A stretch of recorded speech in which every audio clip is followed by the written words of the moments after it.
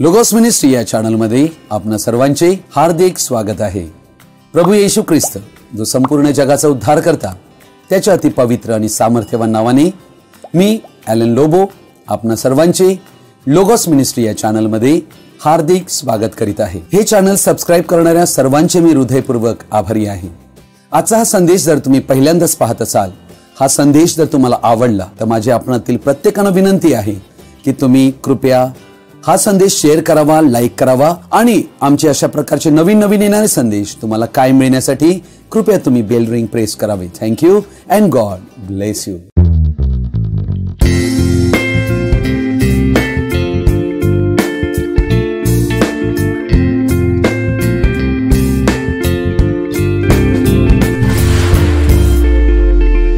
प्रियजनो, आज आपण देवाशी आपली जवळीकतेचं नातं असण्याचे 8 फायदे आम्ही जाणून घेणार आहोत। आणि म्हणून आपणा प्रत्येकाला माझी विनंती आहे की आजचा हा संदेश आपण सर्वजणांनी आवर्जून शेवटपर्यंत पाहावा। God bless you. स्तोत्र संहिता 91 अध्याय आणि याचं वचन 14 पासून मी वाचत आहे। माझ्यावर त्याचे प्रेम आहे म्हणून मी त्याला मुक्त करीन, त्याला माझ्या नावाची जाणीव आहे म्हणून मी त्याला उच्च स्थळी सुरक्षित ठेवीन।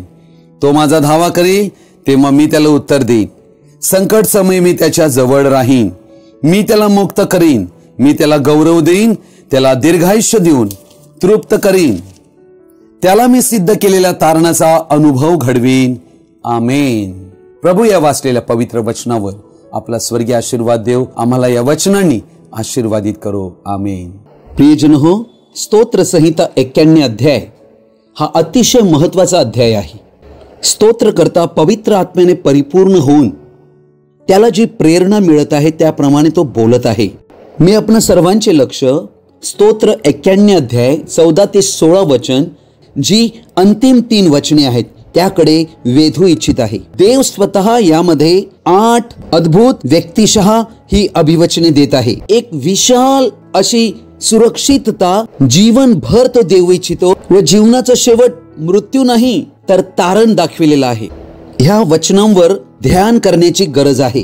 जर तुम्ही या वचनांवर विश्वास कराल तर ती वचने आमची हृदय बदलेल, आमच्या जीवनातील भीती नाहीशी होईल। येथे आम्हाला 8 देवाकडून फायदे आम्हाला दर्शविलेले आहेत, परंतु त्यासाठी 2 अटी आम्हाला वचन 14 मध्ये आढळतात। पहिली अट आहे, त्याने आपली प्रीती माझ्यावर ठेवली आहे।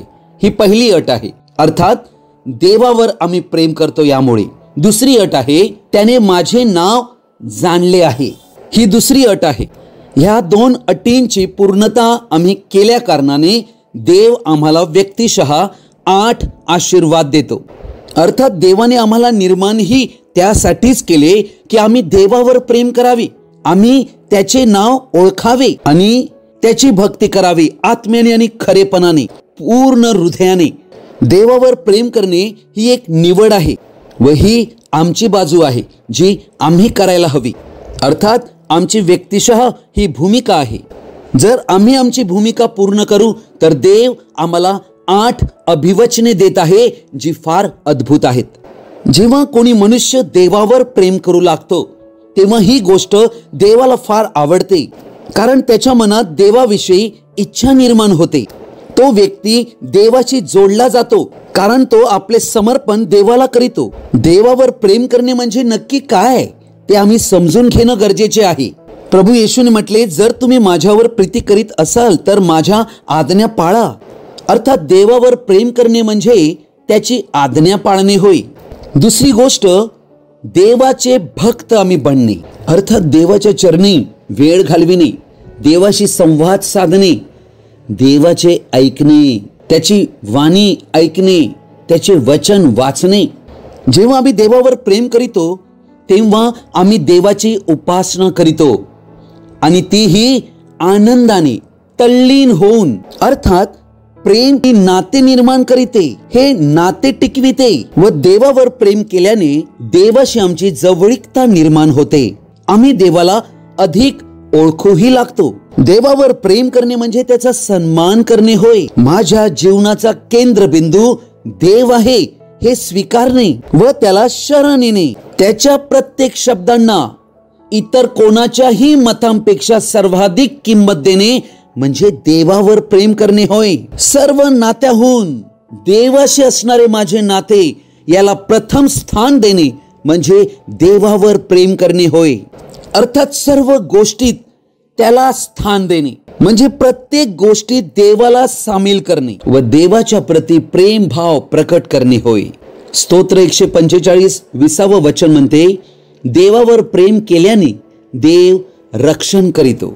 दुसरे वचन रोम 8:28 म्हणते की जे देवावर प्रीती करीतात आणि त्याच्या संकल्पाप्रमाणे बोलाविलेले आहेत त्यांच्यासाठी सर्व गोष्टी मिळून कल्याणकारक होतात. हे दुसरं अभिवचन आहे देवावर प्रेम करणाऱ्यांसाठी. तिसरं अभिवचन याकोबाचे पत्र 1 अध्याय आणि याचं 12वं वचन म्हणते, जो माणूस परीक्षेत टिकतो तो धन्य, कारण आपणावर प्रीती करणाऱ्यांना प्रभूने देऊ केलेला जीवनाचा मुकुट परीक्षेत उतरल्यावर त्याला मिळेल. अर्थात देवावर प्रेम करीत असल्या कारणाने परीक्षेतही मनुष्य देवावर भरोसा करून राहतो आणि त्या परीक्षेत उतरून धीर धरून राहिल्याने देव त्या व्यक्तीला मुकुट देईल असे वचन स्पष्ट म्हणते. चौथं अभिवचन 1 कोरिंथ 2 अध्याय 9 वचन म्हणते, हे तर या शास्त्रलेखाप्रमाणे आहे, डोळ्याने जे पाहिले नाही, कानाने जे ऐकले नाही व माणसांच्या मनात जे आले नाही ते आपणावर प्रीती करणाऱ्यांसाठी देवाने सिद्ध केले आहे. किती सुंदर वचन आहे. म्हणजे जे देवावर प्रेम करीतात त्यांच्यासाठी देवाने अगोदरच अशी काही तरतूद करून ठेवली आहे जी त्यांनी कल्पनाही केली नाही, डोळ्यांनीही पाहिले नाही, कानांनीही ऐकले नाही आणि त्यांच्या मनात देखील कधी आले नाही. प्रियजनो, ही बायबलमधील सुंदर वचने आपणापुढे मी मांडलेली आहेत. यावर विचार करा. प्रियजनो, देवाला आमच्याकडून प्रेम कसे हवे आहे. मत्तई 22 अध्याय 37 वचन म्हणते, तो त्याला म्हणाला, तू आपला देव परमेश्वर याच्यावर पूर्ण अंतःकरणाने, पूर्ण जीवाने, पूर्ण मनाने प्रीती कर. हीच मोठी व पहिली आज्ञा आहे. मग प्रश्न हा उरतो, काय मी देवावर प्रेम करीत आहे. प्रियजन हो, आजही आम्हाला संधी आहे. जर अजूनही आम्ही देवावर प्रेम करीत नसू तर आज निर्णय घ्या आणि देवाला कळवा की मला क्षमा कर. मला आजपासून माझ्या आयुष्याचे सर्व दिवस तुझ्यावर प्रेम करायचे आहे. मग ते 8 आशीर्वाद, फायदे तुम्हाला प्राप्त होतील. कोरिंथीकरस पहिले पत्र 8 अध्याय 3 वचन म्हणते, जर कोणी देवावर प्रीती करीत असेल तर देवाला त्याची ओळख झालेली आहे. अर्थात देवाने त्या व्यक्तीला जाणलेलं आहे की तो माझ्यावर प्रेम करीत आहे, कारण देव आमचे हृदय, मने, विचार देखील जाणतो. ही गोष्ट किती अद्भुत आहे. या विश्वाचा मालक जो देव, जो निर्माण करता, त्याच्यावर जेव्हा आम्ही प्रेम करतो आणि वचन म्हणते देवाला त्याची ओळख झालेली आहे. या जगामध्ये अनेक फिल्म स्टार आहेत, स्पोर्ट्स स्टार्स आहेत, ज्यांचे अनेक लोक फॅन आहेत, परंतु त्यांना त्या व्यक्तींची काही ओळख पण नाही. प्रियजन हो, काय फायदा आहे अशा व्यक्तींचे फॅन बनून. देवाचे फॅन बना, ज्याने श्वास दिला आहे, ज्याने रंगरूप दिले आहे, ज्याने आम्हाला अनंत जीवन दिलेले आहे, जो पापांची क्षमा करीतो, ज्याच्या हातात आमचं संपूर्ण भवितव्य आहे, जो आम्हाला पुनर्स्थापित करीतो, आमच्यावर प्रेम करीतो, दया करीतो, आम्हाला रोगांतून मुक्त करीतो, शापांतून सोडवितो. काय आम्ही त्याचे फॅन असायला नको काय? प्रश्न आहे. येथे आम्ही दुसऱ्या अटीकडे वळूया. 14 वचन म्हणते, त्याने माझे नाव जाणले आहे म्हणून मी त्याला उंचावर ठेवीन.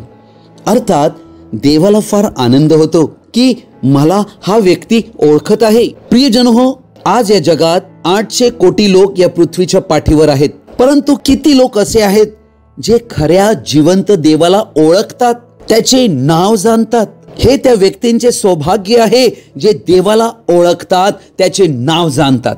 गलतीकरस पत्र 4 अध्याय 8 आणि 9 वचन म्हणते, तथापि तुम्ही पूर्वी देवाला न ओळखता जे स्वभावाने देव नाहीत त्यांच्या दास्यात होता खरे, पण आता तुम्ही देवाला ओळखत असता आणि वास्तविक देवाकडून ओळखलेले असता. अशक्त व भिकारड्या प्राथमिक शिक्षणाचे दासपण नव्याने फिरून करण्याची इच्छा धरून पुन्हा त्याकडे कसे वळता? पूर्वी आम्ही देवविरहित होतो आणि जे देवच नाहीत त्यांची आम्ही भक्ती करीत होतो, त्यांची पूजा करीत होतो, त्यांना नमन करून चुंबन ही घेत होतो. परंतु आमचे डोळे उघडले की हे तर सर्व मूर्त्या आहेत, हे देव नाहीत. येशूने याविषयी काय म्हटले? योहान शुभवर्तमान 10 अध्याय 5 वचन. आणि ती परक्यांच्या मागे जाणार नाहीत, तर ती त्यांच्यापासून पळतील, कारण ती परक्यांची वाणी ओळखत नाही. प्रियजन हो, जेव्हा एखाद्या व्यक्तीला आम्ही ओळखतो तेव्हा भले आम्हाला त्या व्यक्तीचा फोन आल्यावर त्याच्या वाणीवरून आम्हाला त्यांची ओळख होते की अमुक अमुक व्यक्ती बोलत आहे. अशीच गोष्ट येशू सांगत आहे की येशू हा मेंढपाळ आहे आणि आम्ही त्याची मेंढरे आहोत. पण जर आम्ही त्याची मेंढरे आहोत तर आम्ही त्याचीच वाणी ओळखणार. परक्यांची वाणी त्याच्या मागे आम्ही जाणार नाही. ही येशू आपल्या मेंढरांची ओळख देत आहे. प्रियजन हो, या जगामध्ये अनेक लोक अभिमान बाळगतात की त्यांच्याकडे खूप ताकद आहे. अनेक जण अभिमान बाळगतात कारण ते धनवान आहेत. अनेक जण अभिमान बाळगतात त्यांच्याकडे ज्ञान आहे, विद्वत्ता आहे, अनेक पदव्या आहेत आणि या सर्व गोष्टींचा त्यांना फार अभिमान वाटतो. परंतु देव आम्हा मनुष्यांना काय म्हणतोय? इर्मयाचं पुस्तक 9 अध्याय 23 आणि 24 वचन. यहोवा असे म्हणतो, ज्ञानवानाने आपल्या ज्ञानाविषयी आढ्यता मिरवू नये व बलवानाने आपल्या बलाविषयी तोरा मिरवू नये व धनवानाने आपल्या धनाविषयी अभिमान बाळगू नये. परंतु जो अभिमान बाळगतो त्याने याविषयी अभिमान बाळगावा की तो समजतो व मला ओळखतो. बघा, देवाला ओळखतो याचा अभिमान आम्हाला हवा. असा की जो पृथ्वीवर प्रेम, दया, न्याय व न्याय पण चालवतो तो मी यहोवा आहे, कारण या गोष्टीमध्ये मला संतोष आहे, असे यहोवा म्हणतो. काय प्रियजन हो, आम्ही देवाला ओळखतो ह्या गोष्टीविषयी आम्हाला अभिमान वाटत आहे काय? की या जगाप्रमाणे ज्ञानाचा, बलाचा आणि धनाचा अभिमान वाटत आहे? बल, धन आणि ज्ञान सर्व व्यर्थ आहे, नाशवंत आहे. परंतु देवाची आमची ओळख असणे फारच महत्वाचे आहे. कैक वेळेला कैक लोकांना अभिमान वाटतो की माझा वशिला आहे, माझा अमुक अमुक व्यक्ती अमुक एका ठिकाणी उच्च पोझिशनवर आहे, तो माझे काम करील.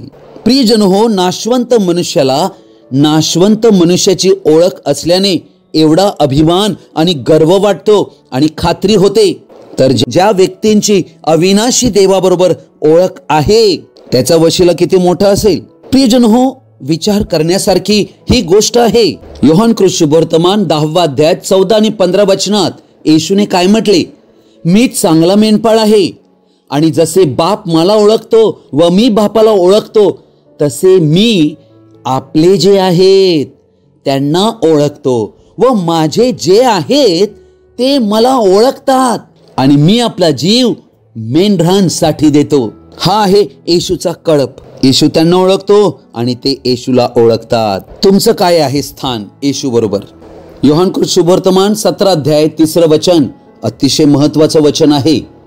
आणि सार्वकालिक जीवन हेच आहे की तू जो एकच खरा देव त्या तुला व ज्याला तू पाठविले त्या येशू ख्रिस्ताला त्यांनी ओळखावे. प्रियजन हो, येशू ख्रिस्त हा जुन्या करारातील यहोवा आहे. ही ओळख आम्हाला होणं गरजेची आहे, कारण अनंत जीवन हे देवाची ओळख होणाऱ्यांनाच प्राप्त होते.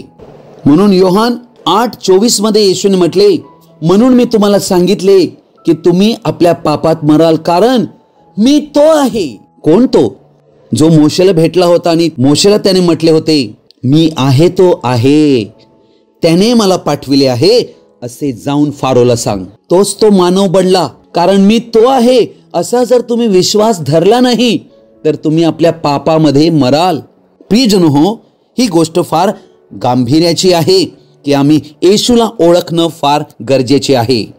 आता आम्ही 8 फायदे जे आहेत त्यांतील पहिला फायदा आम्ही 14 वचनात पाहतो. माझ्यावर त्याने आपली प्रीती ठेवली आहे म्हणून मी त्याला सोडवीन. कशांतून सोडवीन? अर्थात शत्रूपासून सोडवितो, सैतानापासून सोडवितो, दुरात्म्यांपासून सोडवितो. आज या जगात आम्ही जर सभोवती पाहू तर आम्हाला कळेल की अनेक लोकांचे अनेक लोकांबरोबर शत्रुत्व आहे. असे शत्रुत्वाने जादूटोणा करून इतरांचं जीवन उद्ध्वस्त करण्यात आलेलं आहे. परंतु असं का? त्यांचा काही देवाशी संबंध नाही, नातं नाही, म्हणून देवाकडून त्यांना मदत मिळत नाही. बायबलमध्ये आम्हाला दानिएलाचं पुस्तक 3 अध्यायामध्ये शद्रक, मेशक आणि अबेदनगो नावाचे 3 यहुदी तरुण आढळतात. हे देवावर प्रेम करणारे आहेत, हे देवाच्या नावाची ओळख बाळगणारी लोक आहेत आणि त्यांच्याविषयी जिवंत साक्ष काय आहे ते बाबेल देशामध्ये आहेत, जेथे नबुकदनेस्सर नावाच्या राजाने सोन्याची मूर्ती उभारलेली आहे आणि त्याला सर्वांनी नमन करावे असा आदेश सर्वांना देण्यात आलेला आहे. परंतु या 3 व्यक्तींनी मनाई केलेली आहे, नमन करण्यास नकार दिलेला आहे आणि त्यामुळे त्यांच्यावर फार मोठी शिक्षा ओढवलेली आहे. नबुकदनेस्सर राजा रागाने आणि संतापाने भडकलेला आहे. 16वे वचन आणि 17वे वचन. शद्रक, मेशक व अबेदनगो यांनी राजाला उत्तर देऊन म्हटले, हे नबुकदनेस्सरा, तुला या गोष्टींविषयी उत्तर देण्याचे आम्हास अगत्य नाही. जर असे असेल तर ज्याची सेवा आम्ही करीतो तो आमचा देव आम्हाला जळत्या अग्नीच्या भट्टीतून सोडवायला समर्थ आहे. पहा, देवाविषयी काय भरोसा आहे त्यांचा. आणि हे राजा, तो आम्हाला तुझ्या हातांतून सोडवील. हा देवाविषयी भरोसा, कारण देवाशी त्यांचे जवळीकतेचे नाते होते, ते देवावर प्रेम करीत होते. 18व्या वचनात त्यांनी म्हटले, परंतु जरी देवाने आम्हाला वाचवलं नाही तरी हे राजा, तुला हे कळो की आम्ही तुझ्या देवांची सेवा करणार नाही आणि जी सोन्याची मूर्ती तू स्थापिली आहे तिला आम्ही नमन करणार नाही. हे आहेत देवाचे लोक जे सत्याशी तडजोड करीत नाहीत. सगळे एका बाजूला झाले तरी चालतील, परंतु ते देवाच्याच बाजूला उभे राहणार, कारण ते देवावर प्रेम करीतात आणि देवाला ओळखतात. पुढे जर आम्ही पाहू तर आम्हाला कळेल की देवाने स्वतः त्या अग्नीच्या भट्टीत येऊन आपल्या 3ही सेवकांना वाचविलेले आहे. अद्भुत साक्ष या दानिएल 3 मध्ये आम्हाला वाचायला मिळेल. काय देवाने जे वचन दिलं आहे की मी तुम्हाला सोडविले ना, देव कायम खरं बोलतो. देव काही मनुष्य नाही की त्याने लबाडी करावी. तो आपले दिलेले प्रत्येक वचन पाळतो. प्रियजन हो, तो आम्हाला कशातून सोडवितो? दुष्ट जगापासून सोडवितो, मोहापासून सोडवितो, मृत्यूपासून सोडवितो आणि आम्हाला अनंत जीवनात नेतो. सोडविण्याचे काम फक्त देवच करतो, कारण तोच या विश्वात एकमेव मुक्तिदाता आहे व त्याच्याकडे सोडविण्याची अनंत शक्ती आहे. प्रियजन हो, जिवंत देवाशी आपले नाते जोडा. दगडधोंड्याची उपासना करून काही मिळू शकत नाही. दुसरे अभिवचन आहे 14व्या वचनात, त्याने माझे नाव जाणले आहे म्हणून मी त्याला उंचावर ठेवीन. याचा अर्थ देवा बरोबर तो राहील. कोणीही तेथे त्याला स्पर्शही करू शकणार नाही, त्याचे कोणी वाईट करू शकणार नाही, कारण देव ज्याला अनुकूल त्याला प्रतिकूल कोण? अर्थात देव आमचा उंच बुरुज आहे, उंच खडक आहे, ज्यात आम्ही आश्रय घ्यावा.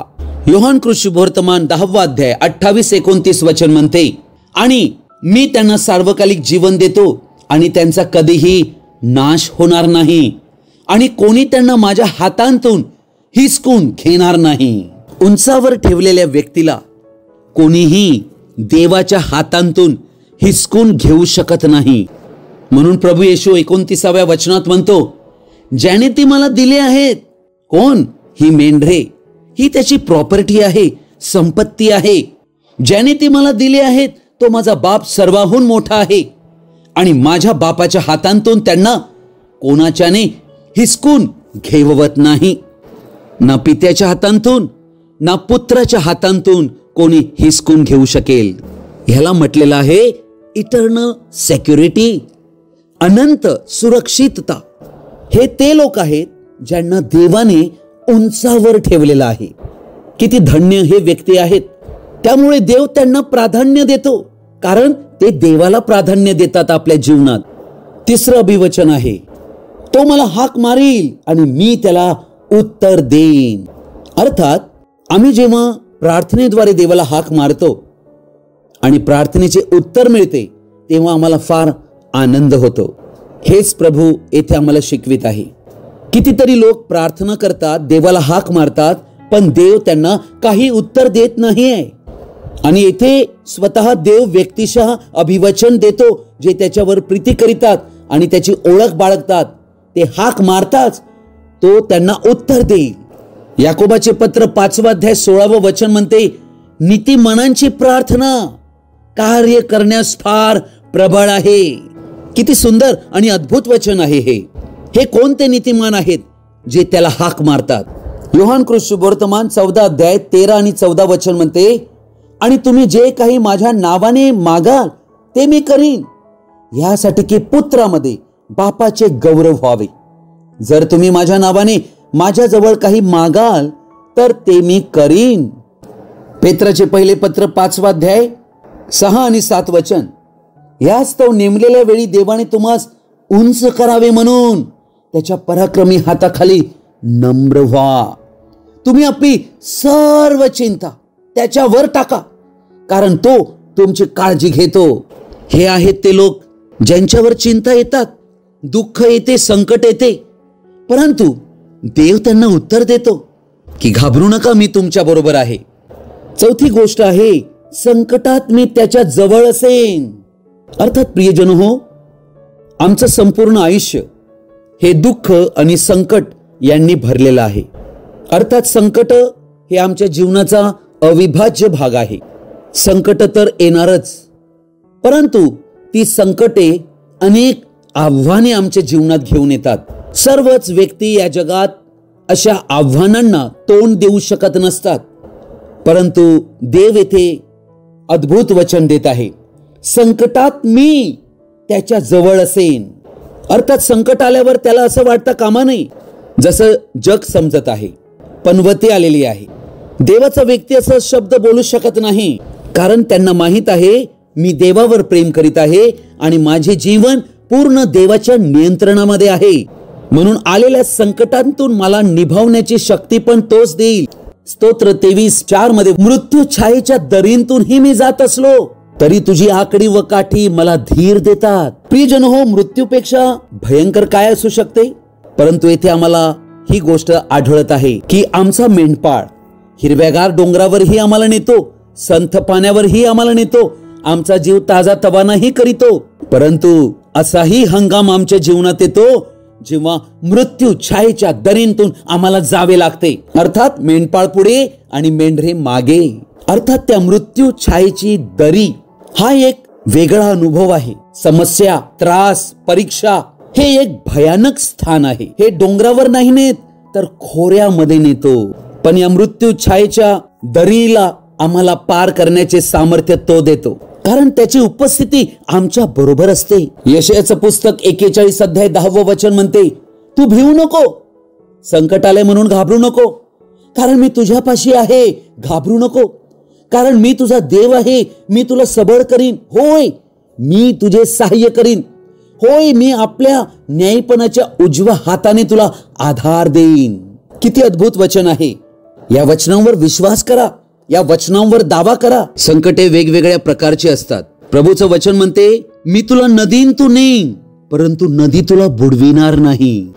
असे नाही वचन म्हणत, मी तुला नदीतून वाचवीन, तो त्यांतून नेईल आणि आम्हाला पार करील. वचन म्हणते, तो तुला अग्नीतून नेईल, परंतु अग्नी तुला जाळणार नाही. अर्थात देव हे दाखवून देऊ इच्छितो, तुमच्या संकटांतील हर एक परिस्थितीवर माझं पूर्ण नियंत्रण आहे व हे जे सर्व घडत आहे ना, हे माझ्याच इच्छेने घडत आहे, कारण देवाला आमच्या जीवनात काहीतरी साध्य करायचे आहे. म्हणून घाबरून जाऊ नका. वचन म्हणते, संकटात मी त्याच्या जवळ असेन. त्याने आपले वचन आम्हाला दिले आहे, मी तुम्हाला सोडून जाणार नाही, मी तुम्हाला टाकणार नाही. 5वा फायदा, मी त्याला मुक्त करीन.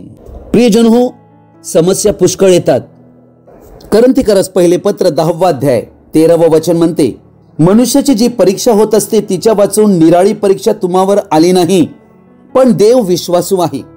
तो तुमच्या शक्तीच्या पलीकडे तुमची परीक्षा होऊ देणार नाही, तर परीक्षेबरोबर तिच्यातून निभावण्याचा उपाय ही करेल, असा की तुम्ही ती सहन करण्यास समर्थ व्हावे. बघा कशा पद्धतीने देव आम्हाला मुक्त करील. त्याच्याकडे उपाय आहे. अशा कोणत्याच समस्या नाहीत ज्याचा उपाय देवाकडे नाही आहे. आजार कितीही असो, तुम्ही कितीही काळापासून आजारी असा, तुम्ही जर देवाला शरण याल, त्याच्यावर प्रेम कराल, त्याचे नाव ओळखून त्याने आमच्यासाठी काल्वरीवर मुक्तीचे मिळविलेले सर्व आशीर्वाद यावर विश्वास कराल तर तो तुमचा आजार कितीही दीर्घ काळापासून असो, कितीही जुनाट असो, तो यहोवा राफा आहे. तो आजारांतून मुक्ती देतो. तुम्ही पापाच्या बंधनामध्ये कुठे फसले असाल, अपराधीपणामध्ये जगत असाल, तो तुम्हाला मुक्ती देण्यास तयार आहे. तोच एकमेव मुक्तीदाता आहे. त्याला शरण या आणि या वचनावर दावा करा. त्याला सांगा की तूच वचन दिले आहे, मी तुला मुक्त करीन. मला मुक्तीची गरज आहे. तो आम्हाला वाईट परिस्थितीतून सोडवितो. तो आम्हाला आर्थिक अडचणींतून सोडवितो, बरकत देतो, तोच संपन्न करीतो. 6वी गोष्ट आहे, मी त्याचे गौरव करीन. प्रियजन हो, देव जर कोणा व्यक्तीचा सन्मान करीत असेल तर ही गोष्ट आमच्या जीवनातील सर्वात मोठं सौभाग्य आहे. शमूएलाचं पहिलं पुस्तक 3रा अध्याय आणि याचं 30वं वचन म्हणते, कारण जे मला मानतात त्यांचा मान मी करीन आणि जे मला तुच्छ मानतात ते अवमान पावतील.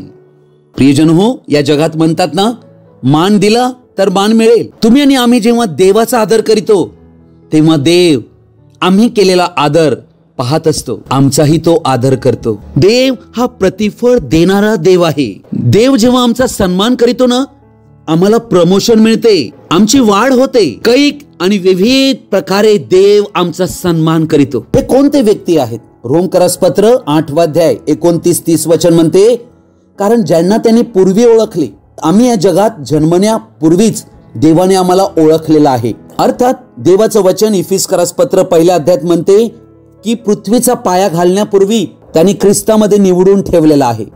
हे देवाचे निवडलेले लोक आहेत. हे या जगात मातेच्या उदरात येण्यापूर्वी अस्तित्वात आहेत. अशांविषयी देव साक्ष देतो की त्यांना मी पहिल्यापासून ओळखतो. अशांना पुत्राच्या प्रतिमेप्रमाणे होण्यास त्याने नेमलेला आहे, यासाठी की तो पुष्कळ भावामध्ये ज्येष्ठ व्हावा. 30वं वचन म्हणते, आणखी ज्यांना त्याने पूर्वी नेमले त्यांना त्याने बोलावलेही. अर्थात हे देवाचं पाचारण आहे त्या व्यक्तींसाठी. असे जे व्यक्ती आहेत ज्यांना देवाने पृथ्वीच्या पायारंभा अगोदर पाहिलेला आहे, निवडलेला आहे, त्यांनाच तो बोलावितो. आणि धन्य आहेत जे बोलाविलेले आहेत. प्रियजन हो, काय तुम्ही हा संदेश ऐकत असताना तुम्हाला याविषयी काय वाटत आहे? काय तुम्ही ते बोलावलेले आहात? काय ज्यांना त्याने बोलावले त्यांना त्याने न्यायी ठरवले आणि ज्यांना त्याने न्यायी ठरवले त्यांना त्याने गौरविलेही.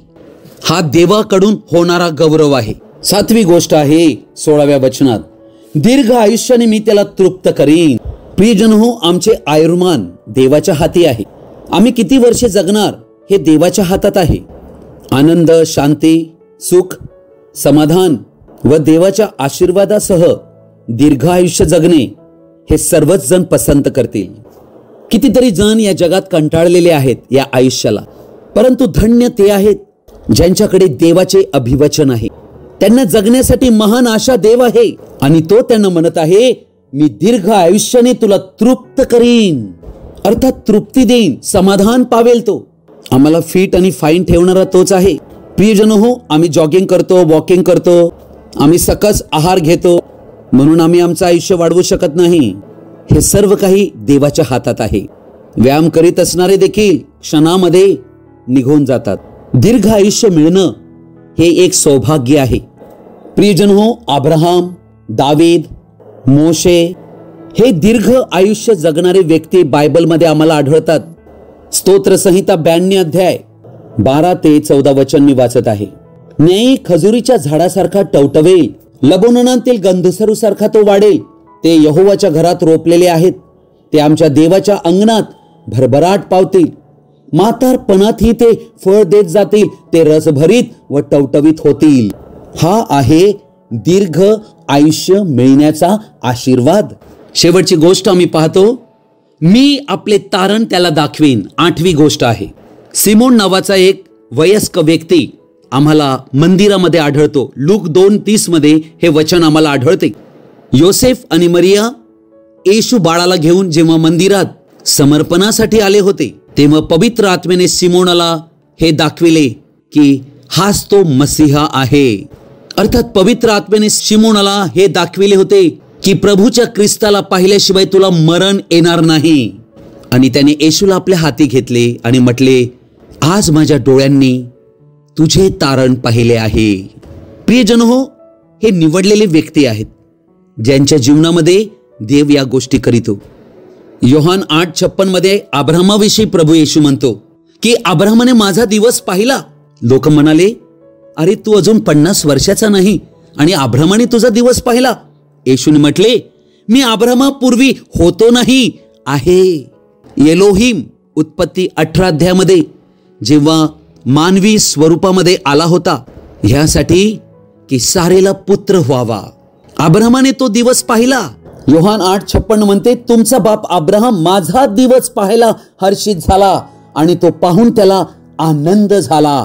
प्रियजन हो, अब्राहमाने देवाचे तारण पाहिले. हे 8 फायदे आज आम्ही पाहत आहोत. अजून पुष्कळ गोष्टी आहेत, परंतु थोडक्यामध्ये मी आपणापुढे मांडण्याचा प्रयत्न केलेला आहे. हे 8 ही गोष्टी अतिशय महत्वाच्या आहेत. जो देवाशी जवळीकतेचं नातं निर्माण करीतो त्याच्यासाठी हे 8 फायदे आहेत. प्रभू आपल्या सर्वांना या 8 आशीर्वाद आम्हाला प्रदान करावे, अशी देवाशी आमची जवळीकतेचे आणि घनिष्ठ नाते बनावे, असे देव घडवून आणो. आमेन. प्रभू येशू ख्रिस्ताची कृपा तुमच्यावर राहो आणि हे 8 ही आशीर्वाद मला आणि तुम्हा सर्वांनाही देव प्रदान करो. आमेन. आजचा हा संदेश आपण सर्वजणांनी ध्यानपूर्वक आणि शेवटपर्यंत पाहिल्याबद्दल आपणा सर्वांचा मी हृदयपूर्वक आभारी आहे. हा संदेश ऐकल्यानंतर नक्की तुम्हाला काय कळले, कृपया तुम्ही कमेंट्स बॉक्समध्ये कळवू शकता किंवा माझ्याशी व्यक्तिगत संपर्क साधू शकता. Thank you and God bless you.